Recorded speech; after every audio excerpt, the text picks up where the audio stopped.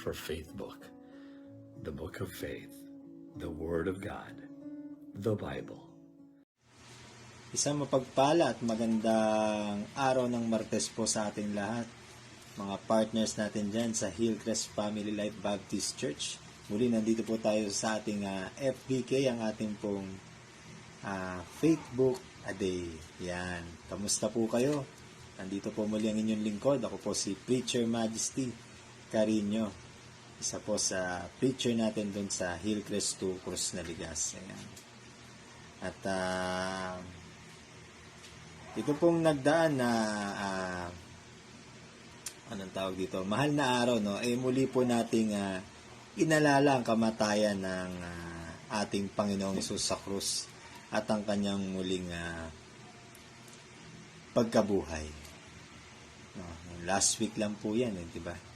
Bakit nga ba mahalaga ang kamatayan ni Kristo sa krus, no? Ano ang kahulugan para sa atin ito, lalo sa ating mga nananampalataya? Actually, napakalaki, di ba? Napakalaki at makahulugan yan para sa atin. Kaya basahin po natin yung sinasabi sa 1 Corinthians chapter 15, no? Verse 3 to 9. Pero gusto kong basahin na po sa inyo tong 1 Corinthians 15 verse 1 to 11. Basahin na natin yung buong buong passages, no? Ang sabi po dito, mga kapatid, ngayon pinapaalala ko sa inyo ang magandang balitang ipinangaral ko sa inyo. Iyan ang magandang balitang inyong tinanggap at naging saligan ng inyong pananampalataya. Naliligtas kayo sa pamamagitan nito. Kung matatag ninyong pinanggahawakan ng salitang ipinangaral ko sa inyo, maliban na lamang kung walang kabuluhan ng inyong pagsampalataya. Sapagkat ibinigay ko sa inyo bilang pinakamahalaga sa lahat, ang tinanggap ko rin, na si Kristo ay namatay dahil sa ating mga kasalanan tulad na sinasabi sa kasulatan. Inilibing siya at muling nabuhay sa ikatlong araw tulad din ng sinasabi sa kasulatan, at siya'y nagpakita kay Pedro at saka sa 12. Pagkatapos nagpakita siya sa mahigit na 500 kapatid na nagkatipon. Marami sa kanila ay buhay pa hanggang ngayon, subalit patay na ang ilan. At nagpakita rin siya kay Santiago at pagkatapos ay sa lahat ng mga apostol. Sa kahuli-huli ay nagpakita rin siya sa akin, kahit na ako'y tulad ng isang batang pinanganak ng wala sa panahon. Sapagkat ako ang pinakahamak sa mga apostol, ni hindi nga ako karapat-dapat tawaging isang apostol sapagkat inusig ko ang iglesia ng Diyos.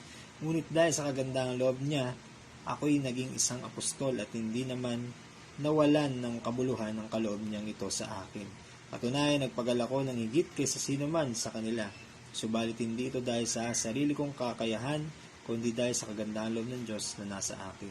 Kaya't maging ako o sila, ito ang pinangaral namin at ito ang pinaniwalaan ninyo. Yan po yung sinasabi ni Paul, no, sa mga talatang ito po na talaga namang nagpapahalaga at napakahalaga, no, at makahulugan sa atin lalo bilang mga mananampalataya, na kung saan nga sinasabi niya dito na si Kristo ay namatay dahil sa ating mga kasalanan. Ngunit marami pa din talaga na yung hindi ito lubos na nauunawaan o naiintindihan. Lalo yung mga inuulit ito, no, yung nire-reenact nila. Ginagawa rin nila sa kanilang sarili, sinasaktan din nila yung mga sarili nila, nagpipinitensya sila. No? Alam naman po natin na pagmahal na araw, napakaraming mga paniniwala, kasabihan, mga tradisyon, doktrina, ang naririnig natin. Pero ang pinaka-importante naman na mas alalahanin natin kung ano ang tunay na kahulugan nito sa buhay natin, no? Nitong nagdaang mahal na araw. Lalo sa atin bilang mga mananampalataya, bilang mga tunay na anak ng Diyos. At tandaan po natin na si Jesus, ito po malinaw to sa Biblia, na isang beses lamang siyang namatay para sa ating mga kasalanan. Hindi siya taon-taon namamatay, no? 'Di ba? May naririnig tayong gano'n, no? Patay daw ang Diyos, malakas ang kapangyarihan ng dilim. Wala naman pong katotohanan yan dahil isang beses lang namatay ang ating Panginoong Hesus. Nung siya'y nabuhay na muli, hindi na naulit yun, hindi na nagpaulit-ulit, no? Kaya, sabi niya nga sa John 19:30, ito sa ASND no, version. Sabi niya dito, nang masipsip na ni Jesus ang alak, sinabi niya, tapos na. Iniyuko niya ang kanyang ulo at nalagot ang kanyang hininga. Sa ibang translation kasi, ang sinabi niya doon, naganap na. Pero, ayun, no, sinabi niya, malinaw, natapos na. No? Tinapos na ng Panginoong Hesus ang lahat, no? Nabayaran na ang ating mga kasalanan. Hindi na natin pwedeng ulitin pa yon dahil nga bayad na eh. Ang tanging magagawa na lamang natin ay ang sumampalataya, no? Yun ang tanging na lang natin magagawa ngayon, sumampalataya. Na dahil sa kamatayan na yon, tayo ay nabigyan ng pagkakataon na mapatawad sa ating mga kasalanan at magkaroon ng buhay, di ba? Nasa ano yan, yung kilalang verse, no? Yung John 3:16. Di ba? Nasa John 3:16 po yan. At isa pang importanteng sinasabi ng mga talatang ito na hindi yun dahil sa ating sariling kakayahan o paggawa ng mabuti, kundi dahil kay Kristo lamang. No? Hindi dahil gumawa tayo ng mabuti, nagpenitensya tayo, nagpanata tayo, hindi yun dahil doon. Diba? Malinaw yun. No? Sinabi ni Paul, ang kapatawaran ng kasalanan ay sa kamatayan ni Kristo.